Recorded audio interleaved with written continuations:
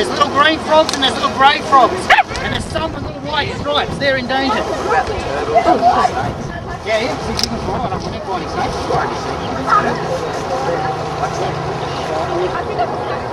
If you can pick it up, they're really gentle. Have a show me.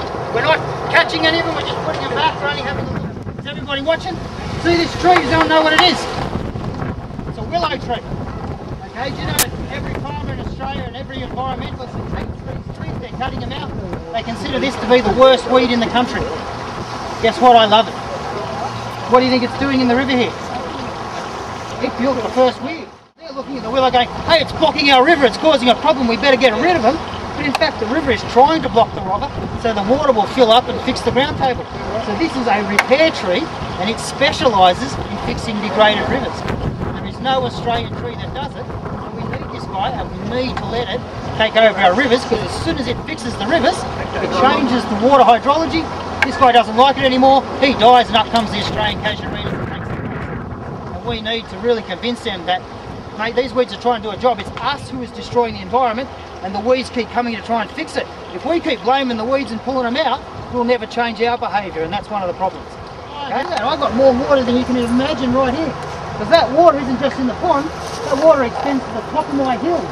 This is just where the water's coming out of the ground. So if I pump that water out, everything will just fill straight back up again. I pump more water out, it'll fill straight back up again, and it'll keep doing that until I use all the water in the ground.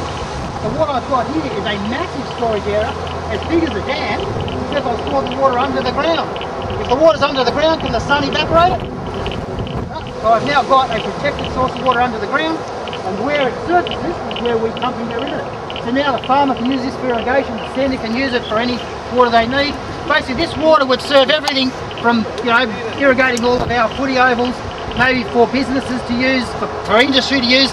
The only thing we couldn't use it for is drinking, because at the moment farmers, and we use too many chemicals on our properties to be able to drink it. They could be used for everything else. If we all had a water tank at home, capturing the water and filtering the water off our roofs, we can drink that. This water does everything else. We no longer need to build dams. We can now have all of our entire urban environment looking like this, full of water, and all the water we're ever going to need. And in fact, Australia is not the driest continent in the world. It only is once you cut all the trees down.